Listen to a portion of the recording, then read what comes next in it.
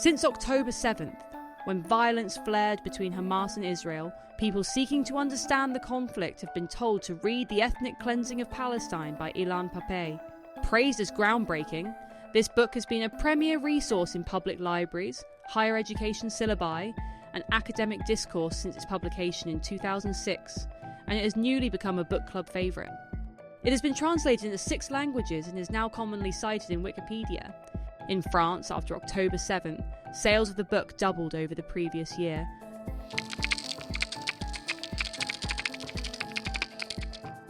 Yet the book is deceptive in its core assertions, as will be shown.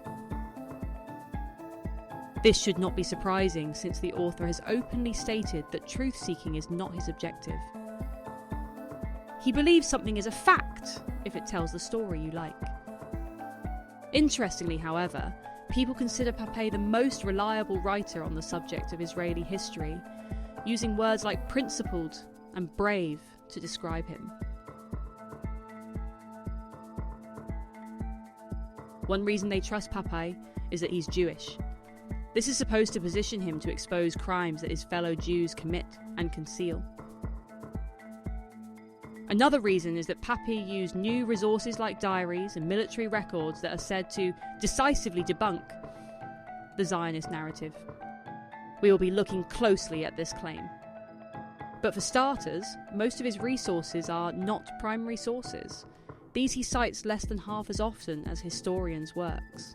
And historians includes heavy reliance, that's ChatGPT's assessment, on himself, meaning Ilan Pappé quoting Ilan Pappé.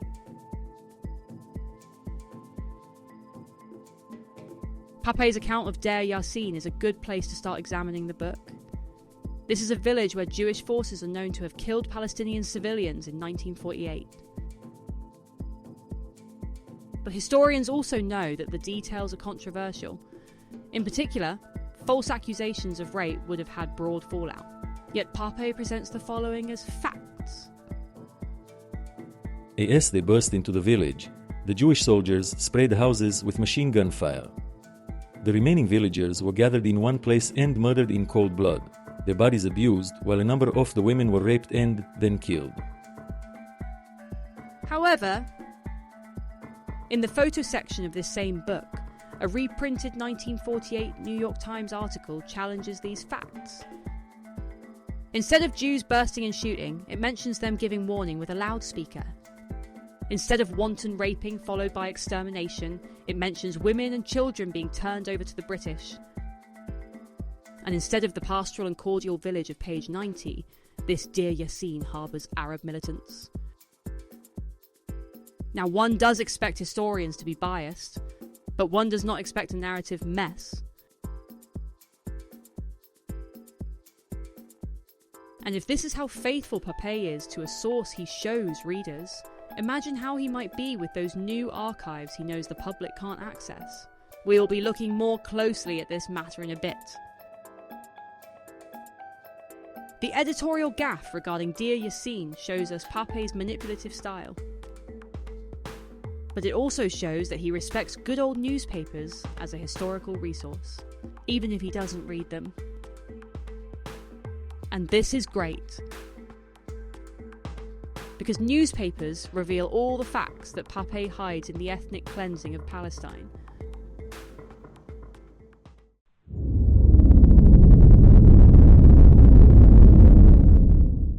The ethnic cleansing account of history is also now called the Nakba, which means catastrophe in Arabic. So an easy first question might be, when did the Nakba occur? According to the Palestinian News and Info Agency, May 15th, 1948 is the day the Jewish gangs waged a war against the indigenous Palestinians. Iranian press TV agrees, stating, on May 15th, 1948, Israeli forces displaced some 700,000 Palestinians. Makes sense. May 15th is commemorated as Nakba Day all over the world. So it's a great surprise that Pappé doesn't make much of May 15th, 1948, or Catastrophe Day, in his book about the Nakba. Here is his chronology of key dates. May 15th is blank.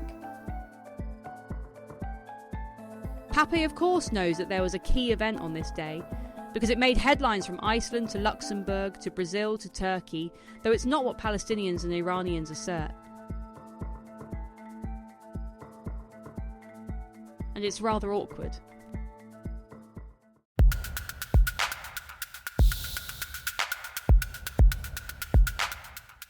That's right, one day after its independence on May 15th, Israel was attacked by 5 Arab nations in an annihilation attempt that had been openly declared.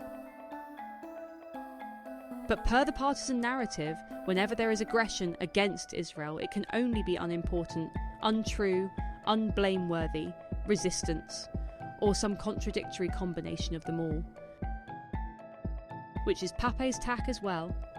On page 128 he goes with untrue.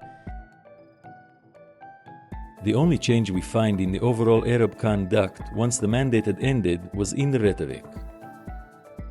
Quite a statement considering that what followed the end of the mandate on Nakba Day was a whole new level of Arab violence, tanks and bombs. Is a historian who would deny a mass invasion simply biased? How about fraudulent?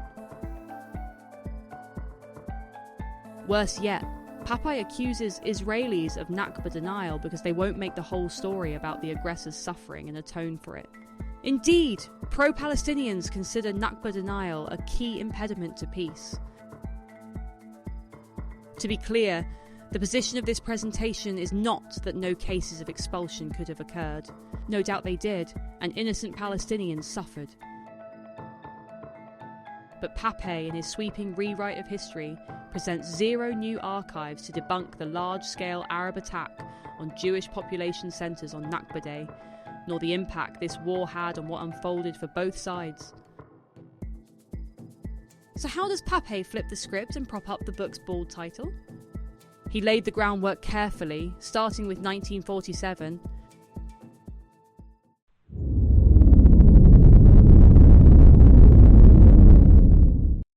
It is accepted fact that in 1947, the UN voted to partition Palestine into 2 states, one Arab, one Jewish. But what was the reaction? Pappé tells us that the Palestinians in the Arab world were reticent but solution-minded, making suggestions and favouring negotiations. The idea of partitioning the country was rejected by the Arab world and the Palestinian leadership, who instead suggested keeping Palestine a unitary state and who wanted to solve the situation through a much longer process of negotiation. In reality, the Palestinian leader, Haj Amin al-Husseini, was completely non-negotiable. He made clear that the only acceptable solution was no Jewish state. We absolutely reject any form of partition. We would not give the Jews an independent state in Palestine if it were only the city of Tel Aviv, which is 100% Jewish. As for the Arab world, Pappé also writes, The mild reaction in the Arab capital surrounding Palestine was welcomed by Jewish leaders. Let's check out mild.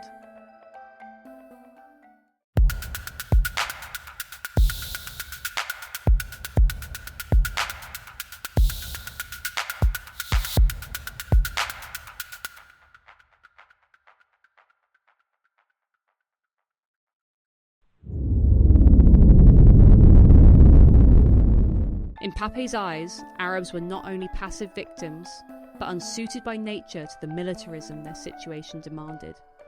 Hence, they only expressed their discontent over partition through vandalism.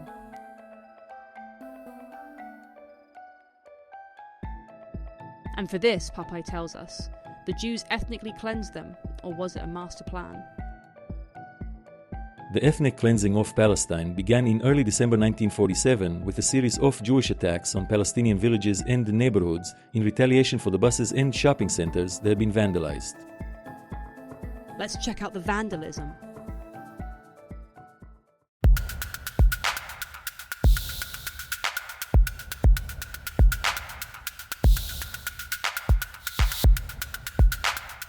But to Pappé, violence is really mildness, or at worst, vandalism. No wonder a reviewer on Goodreads.com, one of the thousands, enraged by Pappé's tale of one-sided horror, posted the following. Pappé writes in detail about how they abused and manipulated the Arabs and their hospitality to achieve a Jewish state. Pappé does obliquely admit that Arab states were in the fight, but he says it was to save their brethren from the Zionist cleansing operation. Do you see a lot of saviour action within the Arab world today? However, Pappé has no idea why they were so helpful. Thousands of young men were willing to sacrifice their life for the Palestinians. Much has been written about this strong outpouring of sentiment, but it remains an enigma. It was by and O means a religious mission. Let's solve the enigma!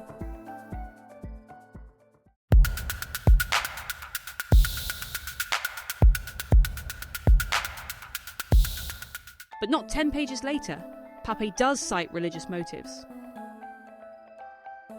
Muslim Brotherhood volunteers came from Cairo.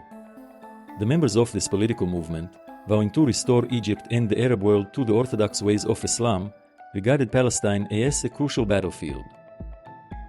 Such intriguing wording. One wonders why. If Muslim countries think the Muslim Brotherhood represents the orthodox ways of Islam, they ban them as terrorists. As for the Israelis, Pappé is quite clear about what was driving them: destructive zeal. He tells us this in the chapter he calls The Escalation of Cleansing Operations, June to September 1948. Like a ferocious storm-gathering force, the Israeli troops no longer spared anyone in their destructive zeal. Except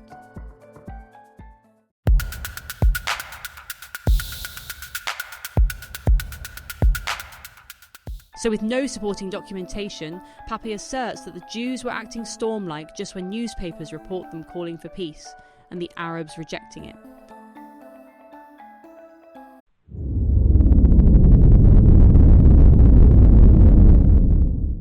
We have been contrasting Pappé's narrative with newspapers, but since the book's strength is said to be his new resources, we owe them a look. Note 34 in Chapter 7 is a typical endnote referencing a military record. Let's give it a look. Informative? Not very. Moreover, these archives are not publicly available and are in Hebrew. How many of Pappé's readers do you suppose examine the documentation they praise so highly? Here's text with a different endnote we can explore. The list of ethnic cleansing strategists begins with David Ben-Gurion, in whose private home ethnic cleansing was plotted. He was aided by a small group of people I refer to in this book as the consultancy, an ad hoc cabal assembled solely for the purpose of plotting and designing the dispossession of the Palestinians.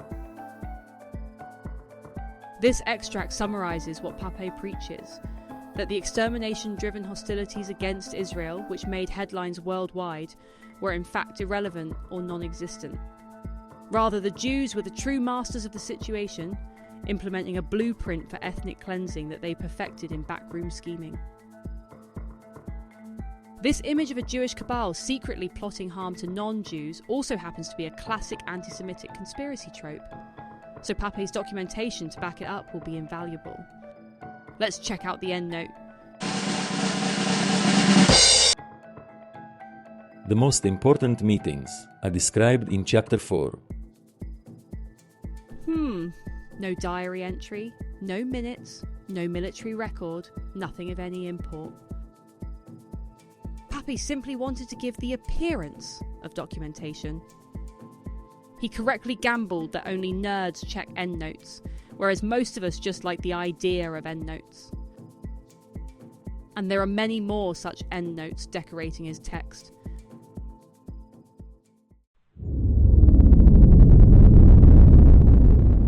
As seen, Pappé accuses Israel of a historical cover-up, but he is the one who covers up virtually every instance of Arab-Palestinian violence.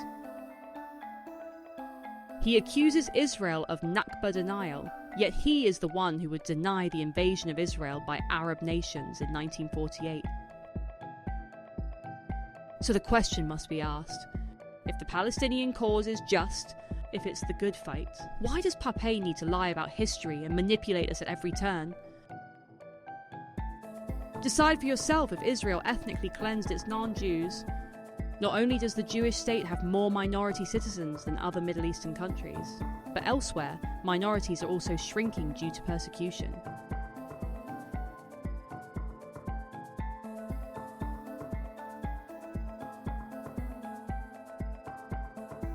Who can say why someone who lost family to the Nazis would decide that lying against Jews would be a good way to go? Those who know he's lying use him, and those who follow him are not asking themselves the hard questions.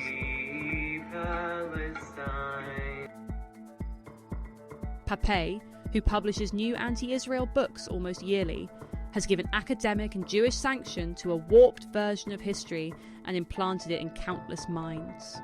He has buttressed the idea that Israel acts for malice and her enemies for justice. The result is that many now believe that the context of October 7th is one in which Israel's destruction is morally required.